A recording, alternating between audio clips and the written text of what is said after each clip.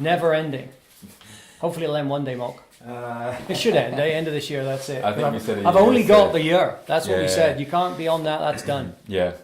December 19th. Yes. That's Yeah, it. So that's the last, yeah. the last one.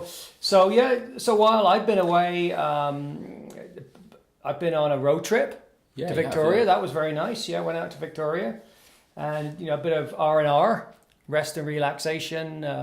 But the problem is it does create a little bit of because of the food and you know what I'm saying, Malc, a little bit of the drink. Yeah. So anyway, came back and almost right away ran a 10K. You did, yeah. The that's Mech right. 10K. Yeah. Last weekend. Yeah.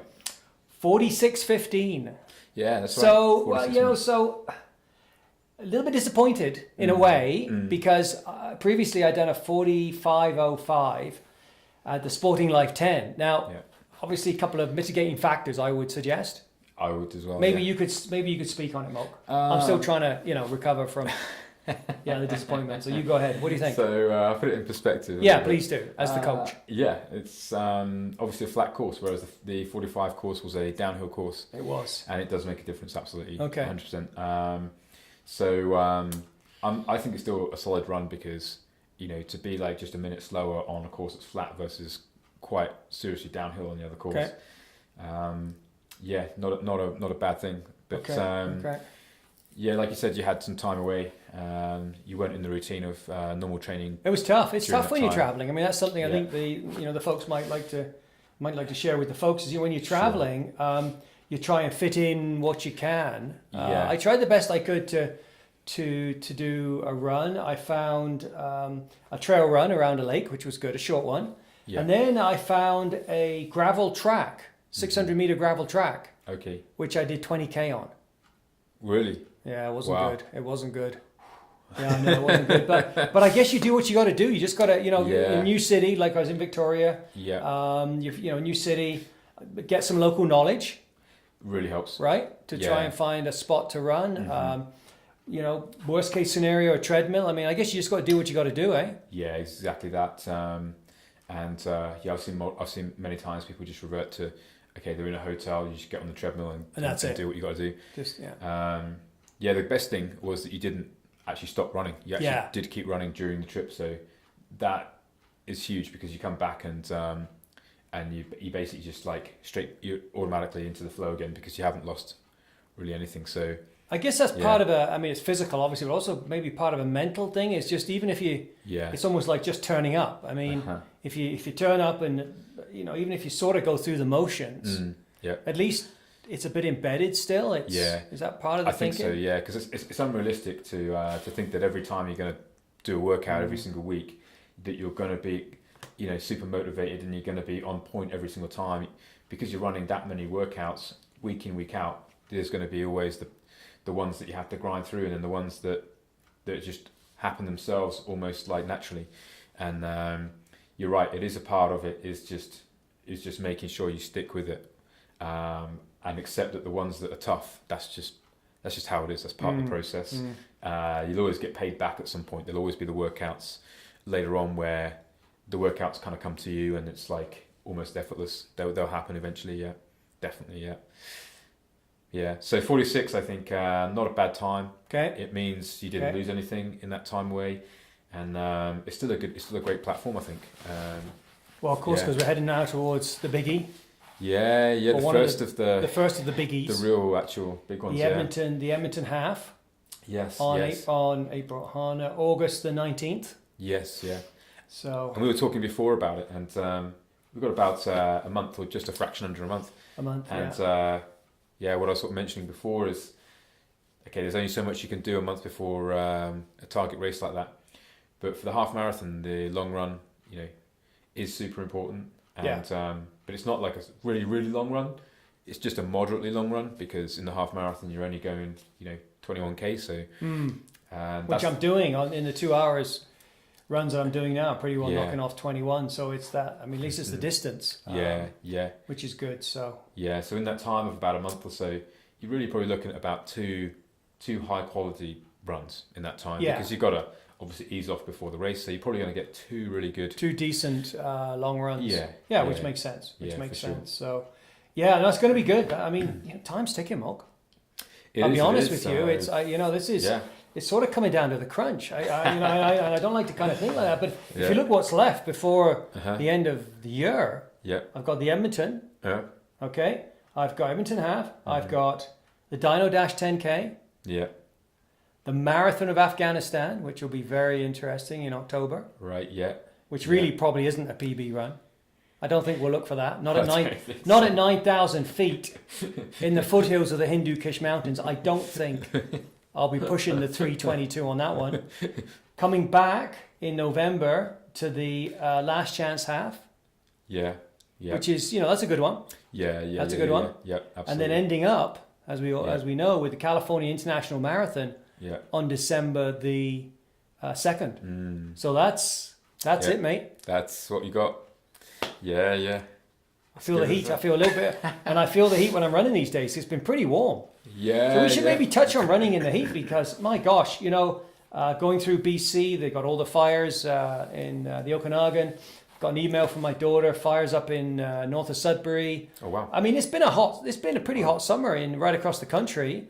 For folks running in the heat, I'm not a heat person. I'd rather run at -20 than +20. Seriously, I can dress for -20. Right. This heat, I struggle. So maybe a word on nutrition, hydration, electrolytes. What are your thoughts? I think it does depend on what kind of person you are. Some people deal better with the heat than others.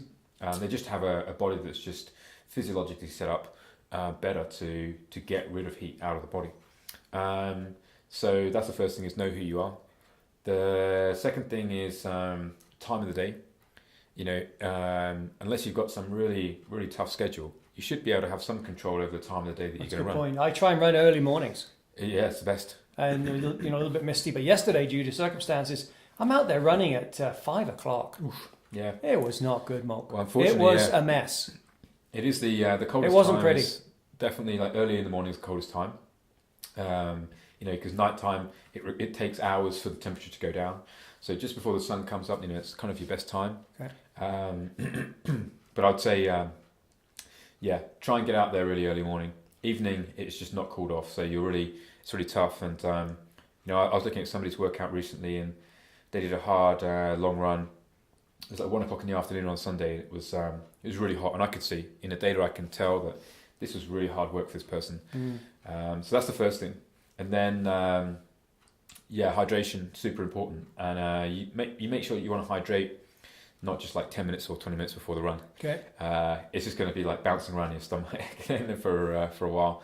But we're talking about like an hour out from the run, even longer. You want to be making sure that you take enough fluids on board. Food-wise, doesn't have anywhere near as much impact. Okay. So food-wise, you probably just want to just make sure there's something in the stomach. Not too much, but just something. After the run, you can get more food.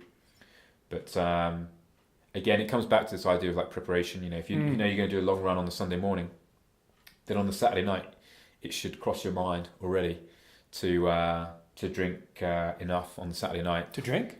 Yeah. You mean the water? Yeah. Yeah, sorry, a little bit confusion. Yeah. This is a serious audience. No, I know. I'm sorry. Yeah, no. I just want to clarify. We have a mixed group here. Right. Yeah.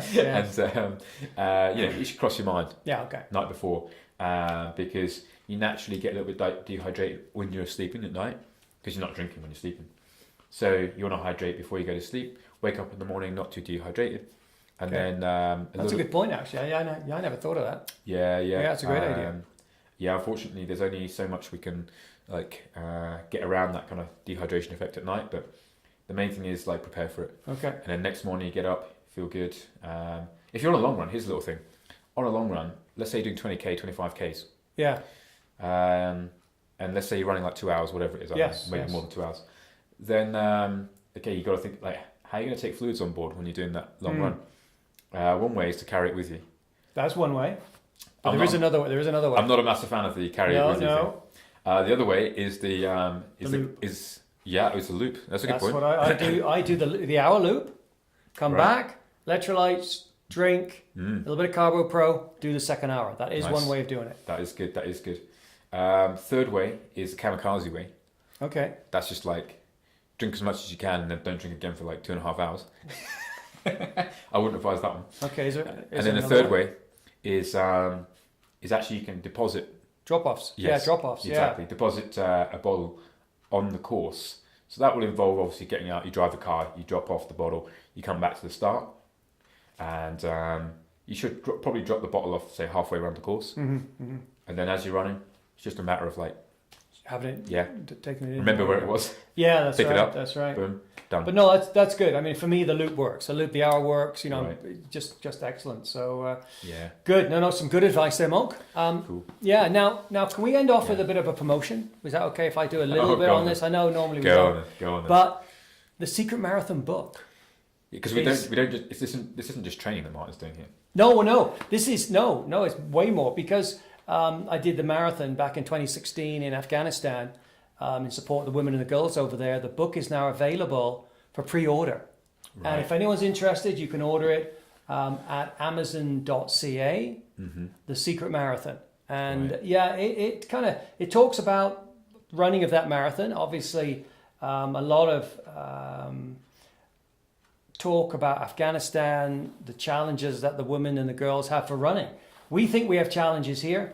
Over there, it's a whole different world, Mo. Yeah. You know, there, if they try and run in the streets, they get called names, they have stones thrown at them. I mean, it's interesting. Here we are talking about this little project I have. Yeah. You know, it's kind of almost seems like a bit self-indulgent, to be honest. Yeah, you know, well, but it is what it is over here. We're it very is. fortunate. You fit whatever surroundings you're in. We're so- very fortunate that we can just go out and run any time of the day, and our concerns are the heat, hydration, nutrition. Over there, if the women and girls try and run Yeah. in the street, taking their lives in their hands. So anyway, that's a whole nother story. But again, if you're interested in pre-ordering the Secret Marathon, go to Amazon.ca. Cool. Thank you for allowing me the No worries. plug.